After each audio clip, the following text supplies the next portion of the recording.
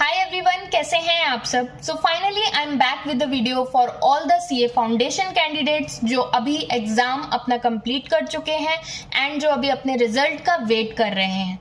इस टाइम पे बहुत ज़रूरी चीज़ है आप लोगों के लिए जो आपको अभी स्टार्ट कर देनी चाहिए and it is, believe me, it is a high time कि आप इस चीज़ की ओर अपना ध्यान लेकर जाएं। वो चीज़ है planning of your CA inter. अभी आप लोग सोच रहे होंगे हमारा तो सीए फाउंडेशन अभी क्लियर भी नहीं हुआ है, हम सीए इंटर की प्लानिंग कैसे करें।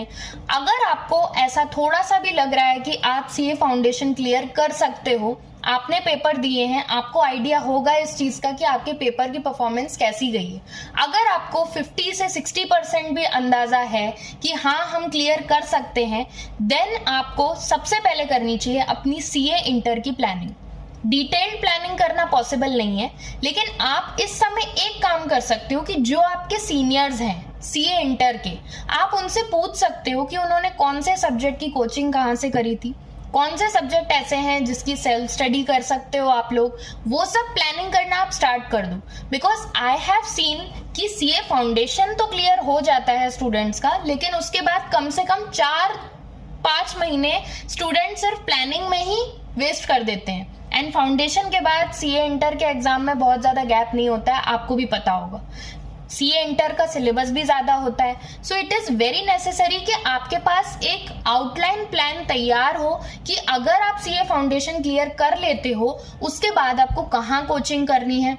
जो भी आपके ट्रस्टवर्दी सीनियर्स हैं आप उनसे गाइडेंस ले सकते हो कि कौन से सब्जेक्ट आपको ऐसा लग रहा है कि हाँ हम ये सेल्फ स्टडी में कर सकते हैं, थोड़ा सीनियर से गाइडेंस लेके वो सब आपको प्लान करना स्टार्ट कर देना चाहिए। ऐसा नहीं होना चाहिए कि आपका सीए फाउंडेशन क्लियर हो जाए एंड देन आपको लगे कि अब हमें आगे क्या करना है और आप स्क्रैच से फिर सोच रहे हो, फिर सोचने में आपका 1-1.5 महीना जा रहा है, देन फिर कहीं 2 महीने बाद आपकी क्लासेस स्टार्ट हो रही हैं, फिर कभी पढ़ाई स्टार्ट हो रही है।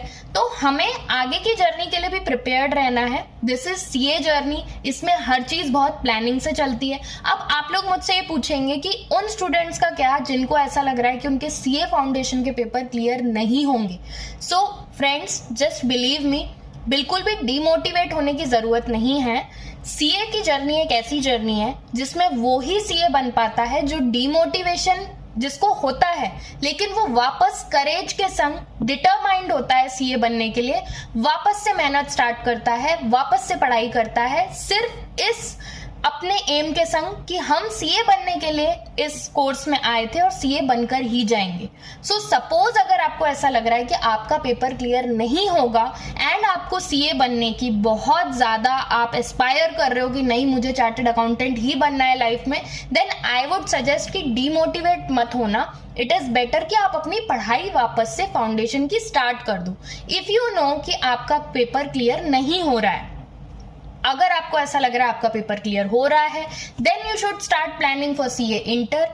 कहाँ से क्लासेस लेनी है, किधर अगर सेल्फ स्टडी करनी है कितनी करनी है, थोड़ा सा प्लानिंग अपने सीनियर से पूछो कि किधर से अभी ट्रेंड में क्या चल रहा है, वो सब चीजें आपको थोड़ी प्लान करनी स्टार्ट करनी पड़ेंगी। Because guys this is CA journey, यहाँ पे हमारे पास इतना टाइम नहीं होता है कि हम प्लानिंग में बहुत ज्यादा टाइम वेस्ट करें। सीए जर्नी में आगे वही जाता है जो स्टूडेंट एग्जीक्यूशन मोड में हमेशा रहता है। तो आपको भी हमेशा एग्जीक्यूशन मोड में रहना है। आप बिल्कुल भी ये मत सोचिए कि अभी तो हमारे सीए फाउंडेशन हो गए हैं, अभी हमें कुछ भी नहीं करना है।